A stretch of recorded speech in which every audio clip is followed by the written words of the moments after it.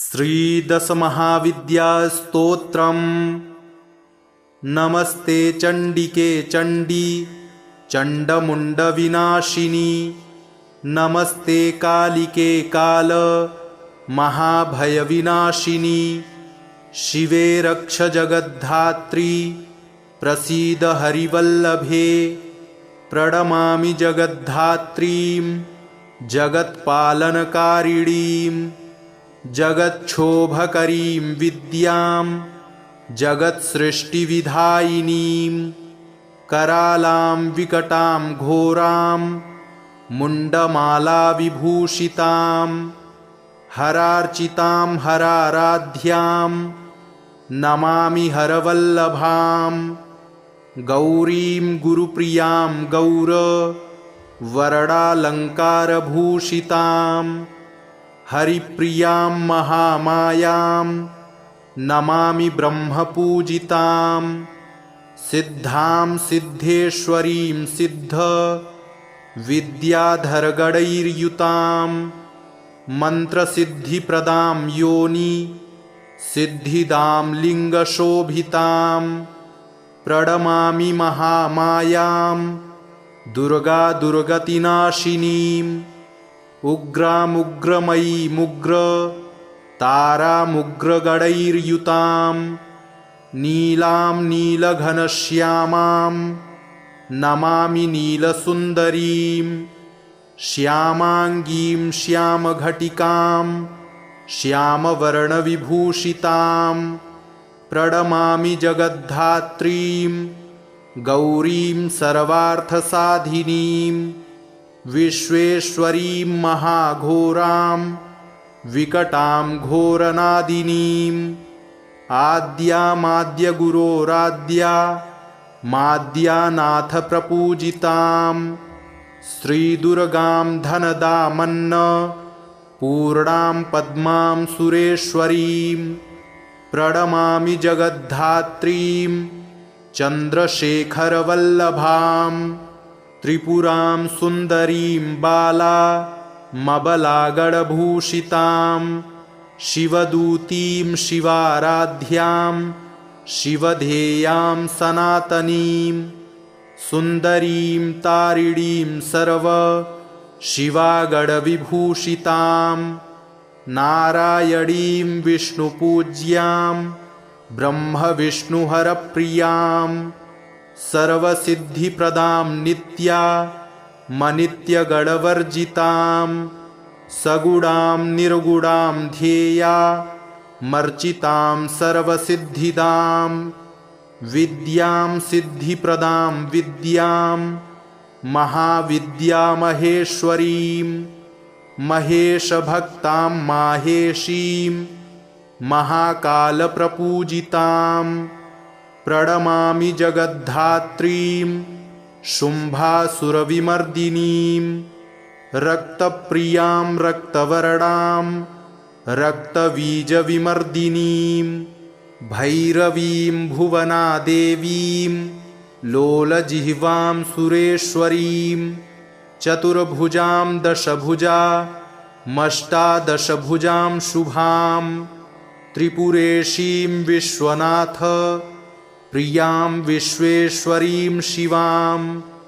अट्टहासामट्टहास प्रियां धूम्रविनाशिनीं। कमलां छिन्नमस्तां च मातङ्गीं सुरसुन्दरीं। षोडशीं विजयां भीमां धूम्रां च बगलामुखीं। सर्वसिद्धिप्रदां सर्वविद्यामन्त्रविशोधिनीं। प्रणमामि जगत्तारां सारं मन्त्रसिद्धये। इत्येवं वरारोहे स्तोत्रं सिद्धिकरं प्रियं पठित्वा मोक्षमाप्नोति सत्यं वै गिरिनन्दिनी। कुजवारे चतुर्दश्या ममायां जीववासरे शुक्रे निशिगते स्तोत्रं पठित्वा मोक्षमाप्नुयात्। त्रिपक्षे मंत्रसिद्धिः स्यात् स्तोत्रपाठाद्धिशङ्करी चतुर्दश्यां निशाभागे शनिभौमदिने तथा निशामुखे पठेत् स्तोत्रं मन्त्रसिद्धिमवाप्नुयात्। केवलं स्तोत्रपाठाद्धि मन्त्रसिद्धिरनुत्तमा। जागर्ति सततं चण्डी स्तोत्रपाठाद्भुजङ्गिनी। नमस्ते चण्डिके चण्डी चण्डमुण्डविनाशिनी। नमस्ते कालिके काल महाभयविनाशिनी।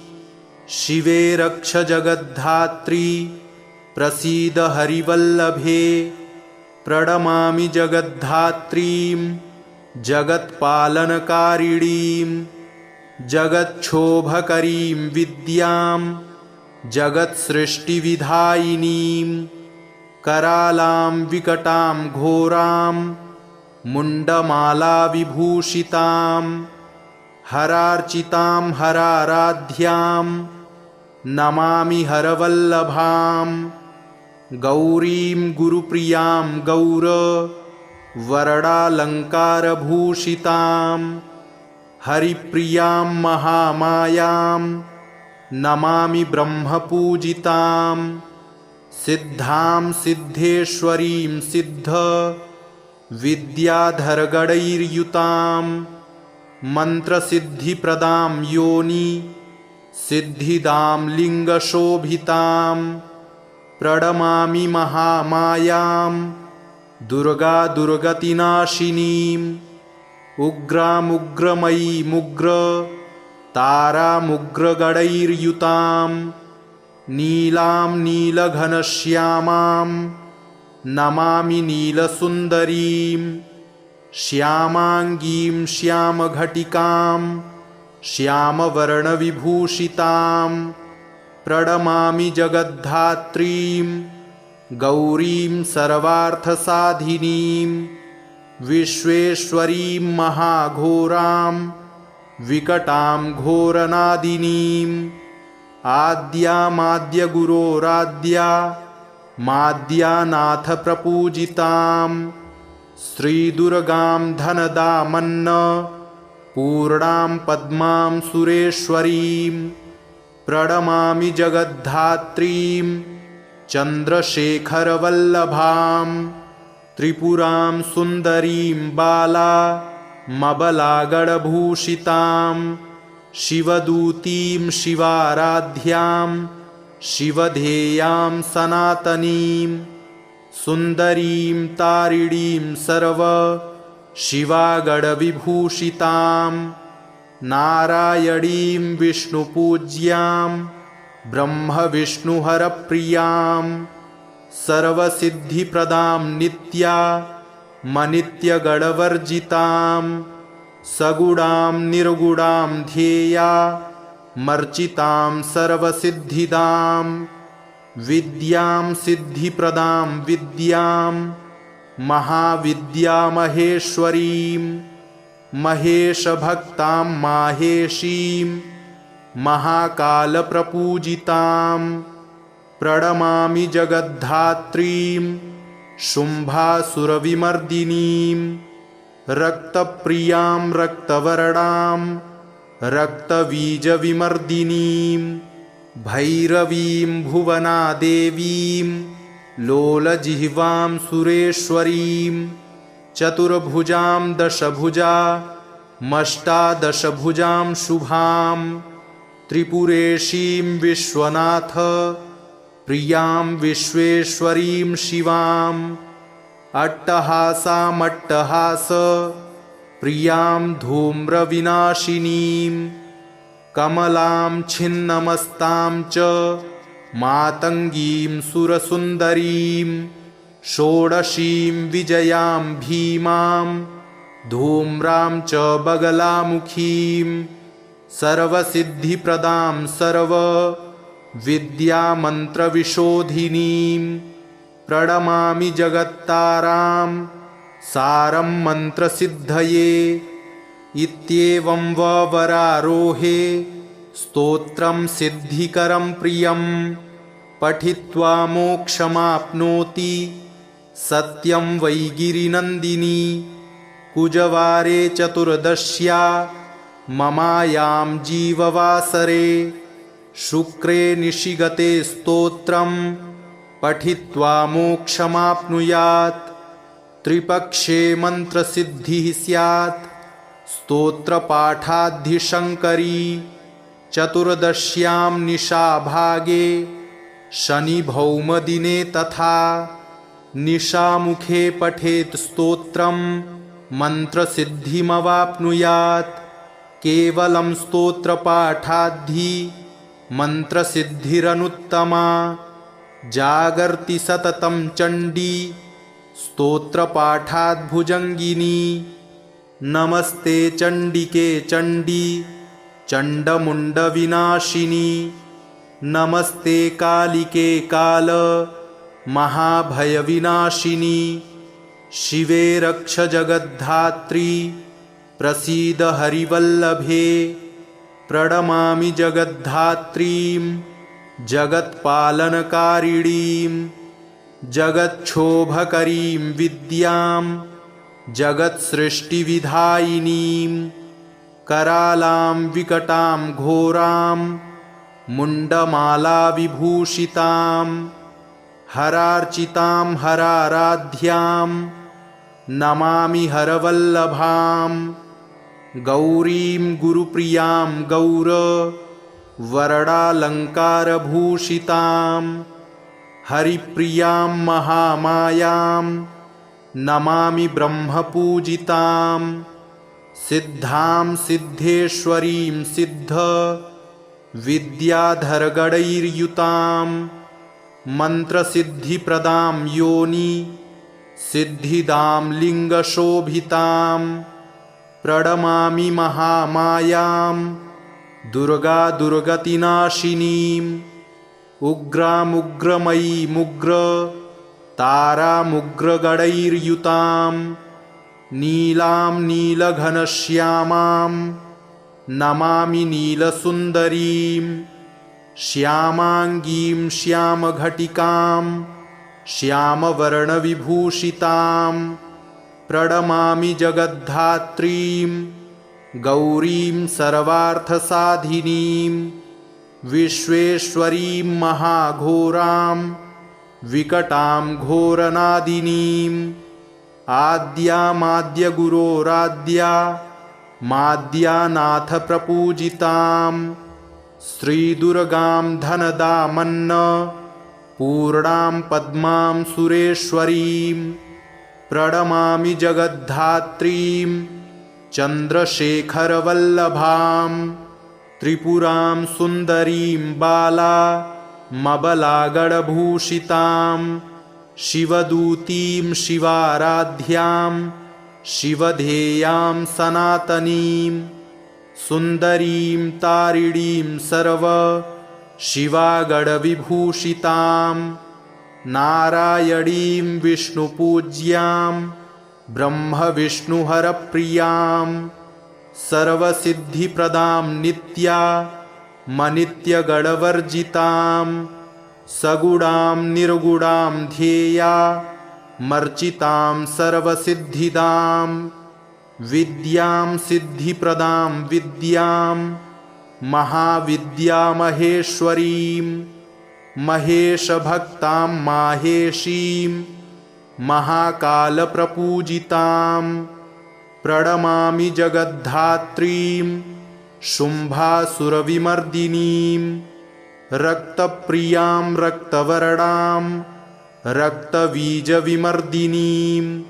भैरवीं भुवनादेवीं लोलजिह्वां सुरेश्वरीं चतुर्भुजां दशभुजामष्टादशभुजां शुभां त्रिपुरेशीं विश्वनाथ प्रियां विश्वेश्वरीं शिवां अट्टहासामट्टहास प्रियां धूम्रविनाशिनीं कमलां छिन्नमस्तां च मातङ्गीं सुरसुन्दरीं षोडशीं विजयां भीमां धूम्रां च बगलामुखीं सर्वसिद्धिप्रदां सर्वविद्यामन्त्रविशोधिनीं प्रणमामि जगत्तारां सारं मन्त्रसिद्धये।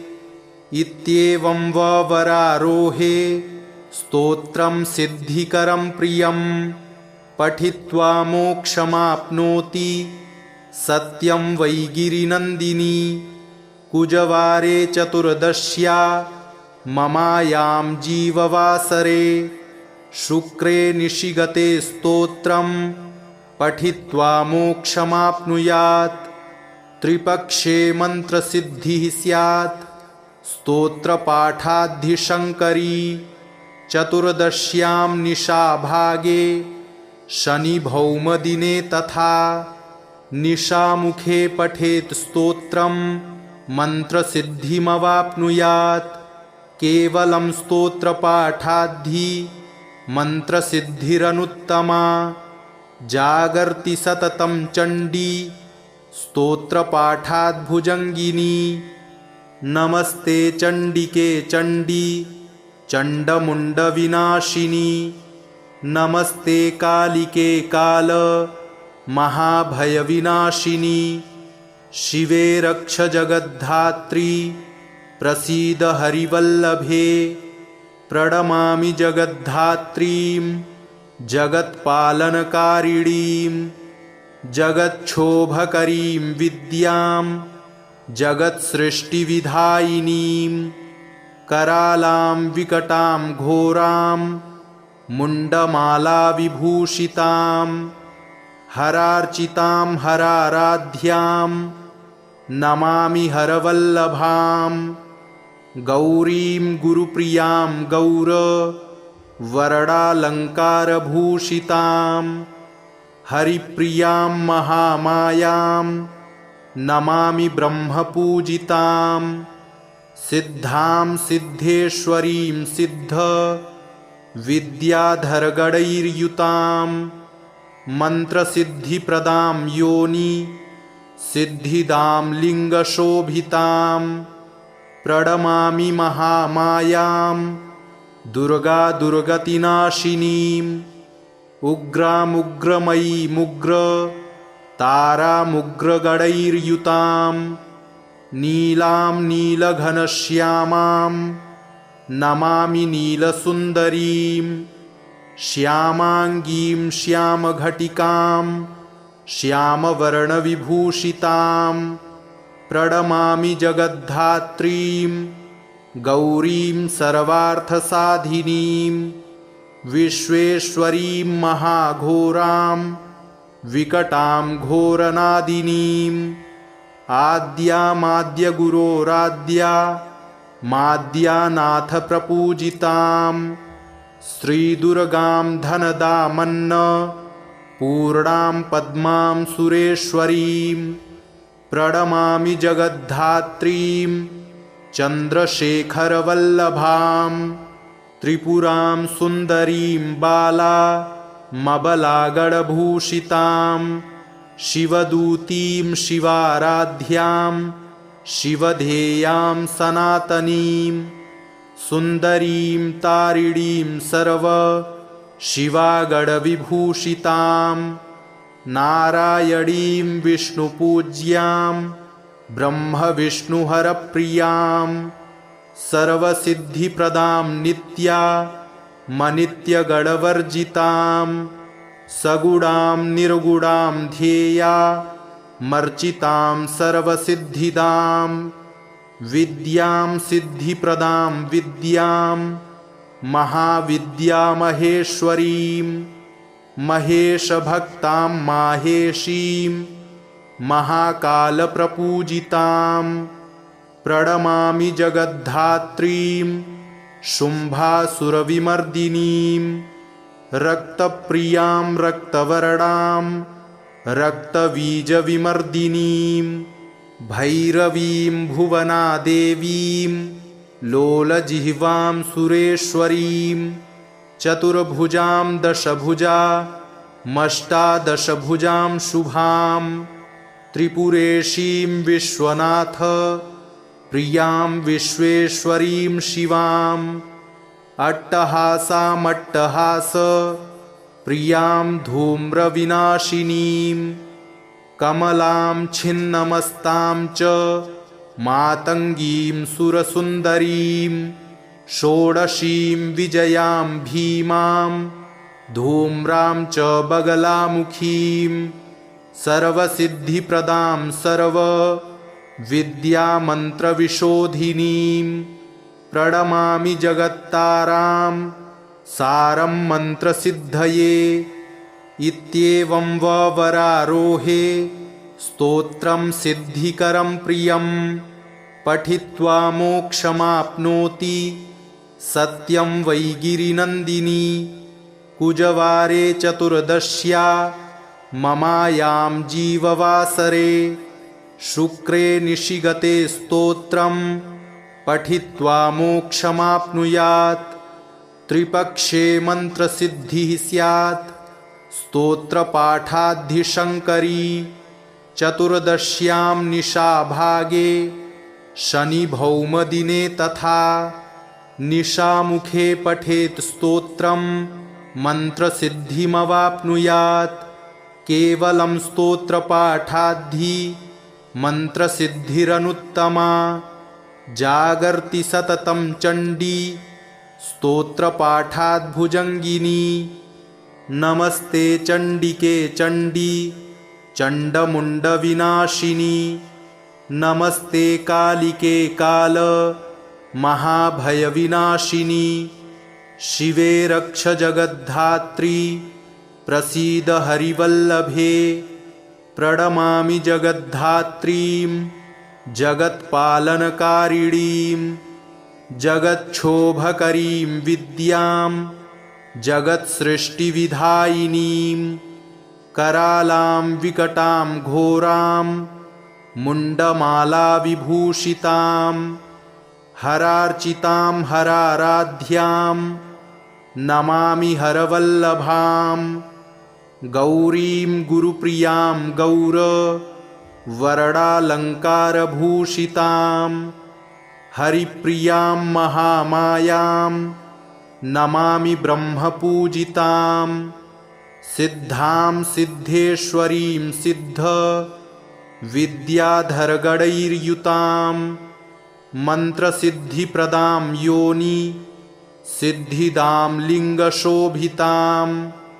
प्रणमामि महामायां दुर्गा दुर्गतिनाशिनीम् उग्रामुग्रमयीमुग्र तारामुग्रगणैर्युतां नीलां नीलघनश्यामां नमामि नीलसुन्दरीं। श्यामाङ्गीं श्यामघटिकां श्यामवर्णविभूषितां प्रणमामि जगद्धात्रीं गौरीं सर्वार्थसाधिनीं। विश्वेश्वरीं महाघोरां विकटां घोरनादिनीं। आद्यामाद्यगुरोराद्या माद्यानाथ प्रपूजितां श्रीदुर्गां धनदामन्न पूर्णां पद्मां सुरेश्वरीं।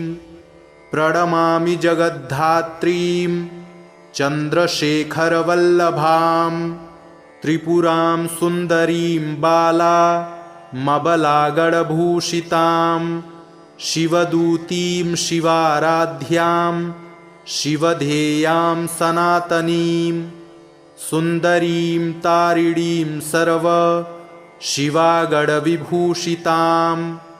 नारायणीं विष्णुपूज्यां ब्रह्मविष्णुहरप्रियां सर्वसिद्धिप्रदां नित्यामनित्यगणवर्जितां सगुणां निर्गुणां ध्येया मर्चितां सर्वसिद्धिदां विद्यां सिद्धिप्रदां विद्यां महाविद्यामहेश्वरीं महेशभक्तां माहेशीं महाकालप्रपूजितां प्रणमामि जगद्धात्रीं शुम्भासुरविमर्दिनीं रक्तप्रियां रक्तवर्णां रक्तबीजविमर्दिनीं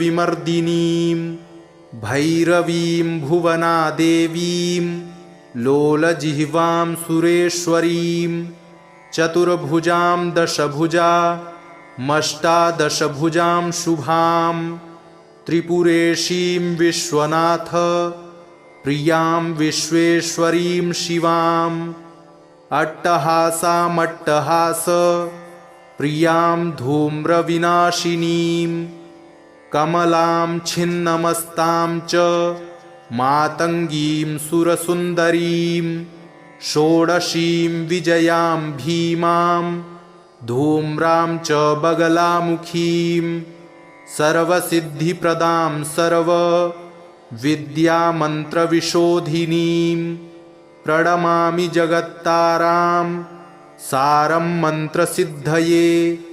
इत्येवं वरारोहे स्तोत्रं सिद्धिकरं प्रियं पठित्वा मोक्षमाप्नोति सत्यं वै गिरिनन्दिनी। कुजवारे चतुर्दश्या ममायां जीववासरे शुक्रे निशिगते स्तोत्रं पठित्वा मोक्षमाप्नुयात्। त्रिपक्षे मन्त्रसिद्धिः स्यात् स्तोत्रपाठाद्धिशङ्करी। चतुर्दश्यां निशाभागे शनिभौमदिने तथा निशामुखे पठेत् स्तोत्रं मन्त्रसिद्धिमवाप्नुयात्। केवलं स्तोत्रपाठाद्धि मन्त्रसिद्धिरनुत्तमा। जागर्ति सततं चण्डी स्तोत्रपाठाद्भुजङ्गिनी। नमस्ते चण्डिके चण्डी चण्डमुण्डविनाशिनी। नमस्ते कालिके काल महाभयविनाशिनी।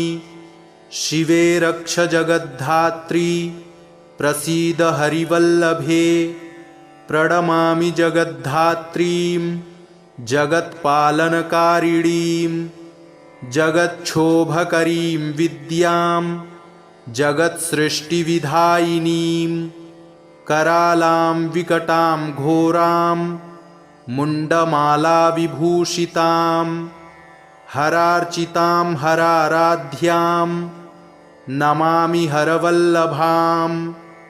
गौरीं गुरुप्रियां गौरवरडालङ्कारभूषितां हरिप्रियां महामायां नमामि ब्रह्मपूजितां। सिद्धां सिद्धेश्वरीं सिद्ध विद्याधरगणैर्युतां मन्त्रसिद्धिप्रदां योनि सिद्धिदां लिङ्गशोभितां। प्रणमामि महामायां दुर्गा दुर्गतिनाशिनीं उग्रामुग्रमयीमुग्र तारामुग्रगणैर्युतां नीलां नीलघनश्यामां नमामि नीलसुन्दरीं। श्यामाङ्गीं श्यामघटिकां श्यामवर्णविभूषितां प्रणमामि जगद्धात्रीं गौरीं सर्वार्थसाधिनीं। विश्वेश्वरीं महाघोरां विकटां घोरनादिनीं। आद्यामाद्यगुरोराद्या माद्यानाथप्रपूजितां श्रीदुर्गां धनदामन्न पूर्णां पद्मां सुरेश्वरीं। प्रणमामि जगद्धात्रीं चन्द्रशेखरवल्लभां त्रिपुरां सुन्दरीं बालामबलागणभूषितां शिवदूतीं शिवाराध्यां शिवधेयां सनातनीं सुन्दरीं तारिणीं सर्व शिवागणविभूषितां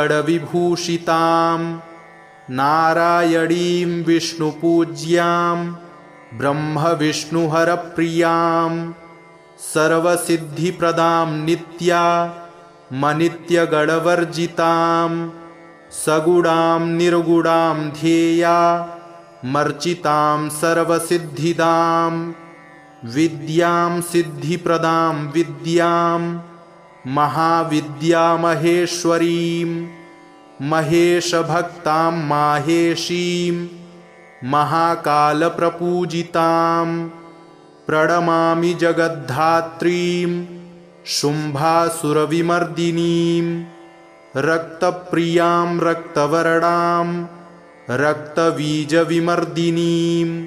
भैरवीं भुवनादेवीं लोलजिह्वां सुरेश्वरीं चतुर्भुजां दशभुजामष्टादशभुजां शुभां त्रिपुरेशीं विश्वनाथ प्रियां विश्वेश्वरीं शिवाम् अट्टहासामट्टहास प्रियां धूम्रविनाशिनीं कमलां छिन्नमस्तां च मातङ्गीं सुरसुन्दरीं षोडशीं विजयां भीमां धूम्रां च बगलामुखीं सर्वसिद्धिप्रदां सर्वविद्यामन्त्रविशोधिनीं प्रणमामि जगत्तारां सारं मन्त्रसिद्धये।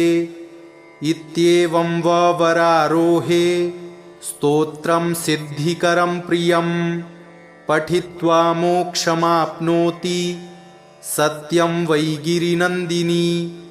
कुजवारे चतुर्दश्या ममायां जीववासरे शुक्रे निशिगते स्तोत्रं पठित्वा मोक्षमाप्नुयात्। त्रिपक्षे मन्त्रसिद्धिः स्यात् स्तोत्रपाठाद्धिशङ्करी। चतुर्दश्यां निशाभागे शनिभौमदिने तथा निशामुखे पठेत् स्तोत्रं मन्त्रसिद्धिमवाप्नुयात्। केवलं स्तोत्रपाठाद्धि मन्त्रसिद्धिरनुत्तमा। जागर्ति सततं चण्डी स्तोत्रपाठाद्भुजङ्गिनी। इति श्रीमुण्डमालातन्त्रे एकादशपटले दशमहाविद्यास्तोत्रं सम्पूर्णम्।